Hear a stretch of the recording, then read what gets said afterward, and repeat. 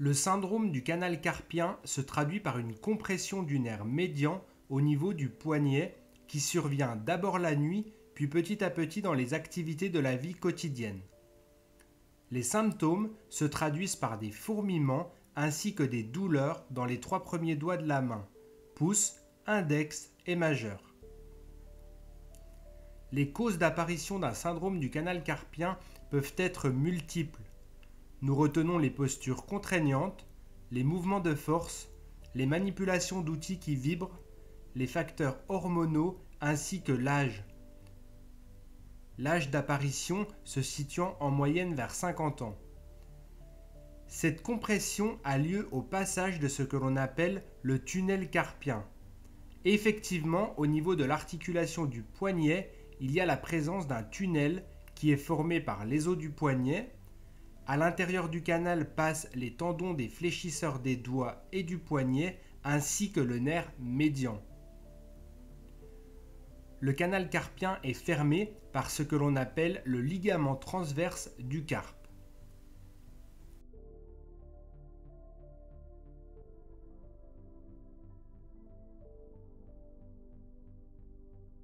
Les traitements médicaux actuels se composent principalement d'infiltration de corticoïdes afin de diminuer l'inflammation et à un stade plus avancé, la chirurgie devient nécessaire.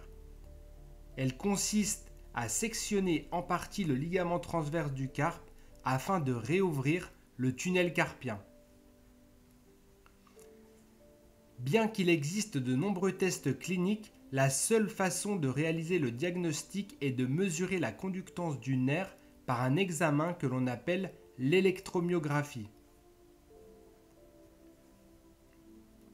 Maintenant que vous avez bien compris ce qu'était le syndrome du canal carpien, nous allons voir comment nous pouvons le soulager et le soigner. Pour ce faire, nous allons vous présenter un protocole de libération du nerf médian qui va permettre de diminuer, voire de faire disparaître le syndrome du canal carpien. Il s'agit d'un protocole inspiré de professionnels de santé et d'études scientifiques pertinentes dans les domaines de la kinésithérapie et de l'ostéopathie. Avant de commencer, nous vous invitons à vous abonner à la chaîne ainsi qu'à activer la cloche de notification pour avoir les prochaines suggestions vidéo. Débutons par la présentation du protocole.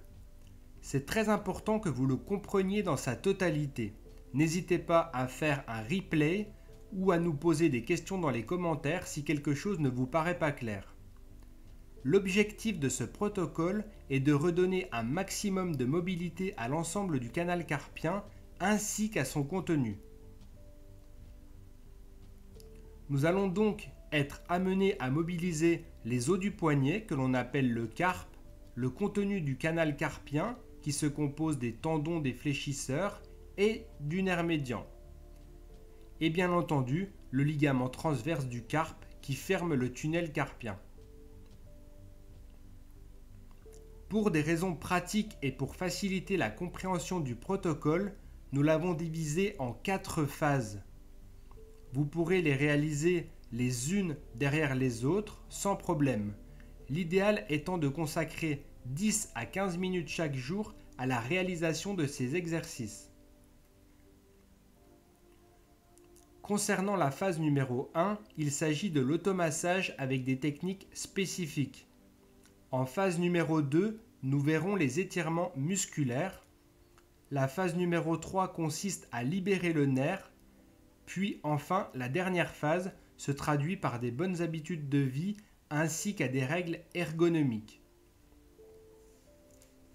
Phase numéro 1. Il s'agit des techniques d'automassage.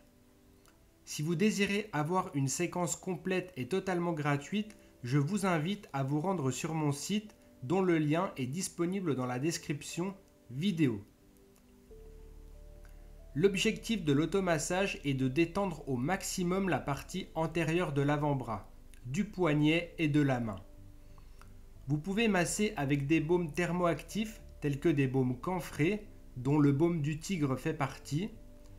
En effet, l'augmentation locale de la température permettra une meilleure vascularisation du nerf. Les baumes antalgiques peuvent être également recommandés, tels que les baumes à l'arnica.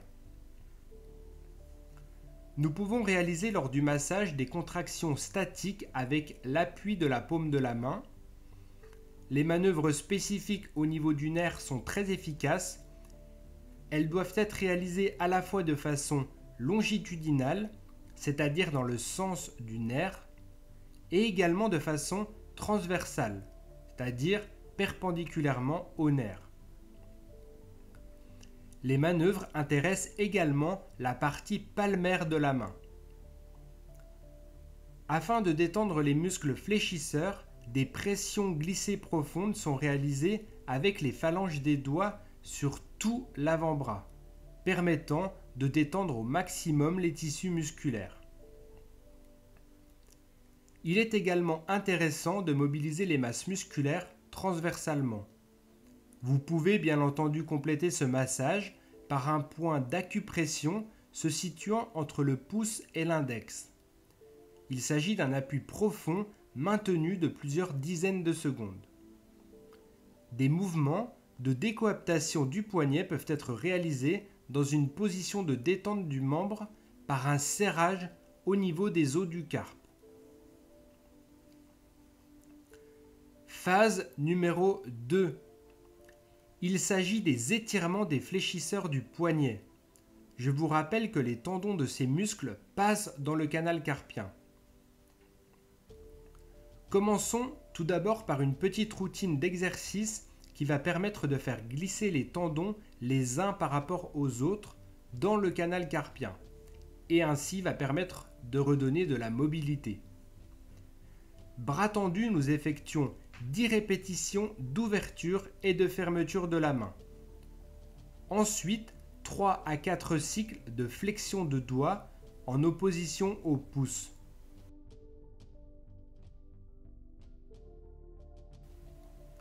Puis 10 répétitions d'extension de poignet comme montré sur la vidéo. Ensuite, très important dans le protocole, il y a l'étirement des fléchisseurs de l'avant-bras. Le but est de réaliser 3 répétitions de 15 secondes. Vous pouvez le réaliser paume de main vers le bas et vers le haut. Phase numéro 3. C'est probablement l'une des plus importantes, car elle intéresse la structure responsable des symptômes, le nerf médian. Dans cette phase, nous allons réaliser des mouvements permettant de mobiliser le nerf dans le canal carpien. Pour ce faire, il faut écarter l'épaule à 90 degrés en rotation externe, c'est-à-dire paume de main vers le haut. Et tout en maintenant la position, réaliser une extension de coude, du poignet et des doigts. Réalisez ensuite des flexions-extensions du poignet. Vous devez ressentir de légères sensations électriques dans la main. Bien qu'étant un peu moins adapté à la situation, vous pouvez réaliser cet exercice en appui contre un mur. En pratique et en décomposant le mouvement, on écarte donc l'épaule, on effectue une rotation externe, paume de main vers le haut, extension des doigts et du poignet, puis du coude. Phase numéro 4. Il s'agit de l'ergonomie. Durant cette phase, il s'agit de diminuer le plus possible les activités qui compriment de façon prolongée votre nerf. Les compressions et les symptômes étant initialement présents la nuit, il s'agira de bien se positionner. Évitez par exemple de dormir sur votre main, ce qui majore la compression du nerf. Préférez une position sur le dos avec des coussins sous les bras. Nous vous conseillons également le port d'une attelle de repos durant la nuit, qui permet de placer votre poignet dans une position optimale, le canal carpien étant bien ouvert, ce qui permet de diminuer la compression du nerf qui s'y trouve. Certaines attelles permettraient d'augmenter l'ouverture du canal de 38%. Évitez les activités qui entraînent une compression directe du canal par appui ou par extension forcée, telle que la position des pompes par exemple. Enfin, soyez vigilant à vos postures, telles que celle devant un écran d'ordinateur où votre main doit être bien positionnée. Vous pouvez être amené à choisir une souris ergonomique par exemple. Dernière chose, évitez les températures trop froides qui diminuent la vascularisation du nerf et amplifient secondairement les symptômes. Favorisez notamment une température moyenne durant la nuit où les douleurs sont susceptibles d'être le plus présentes. C'est la fin de cette présentation sur le traitement du canal carpien. Merci de votre attention. N'hésitez pas à partager votre expérience et vos questions dans les commentaires. J'espère que la vidéo vous a plu. Si c'est le cas, mettez un pouce en l'air et je vous invite à vous abonner à la chaîne si ce n'est pas encore fait. À très bientôt sur Educa Santé.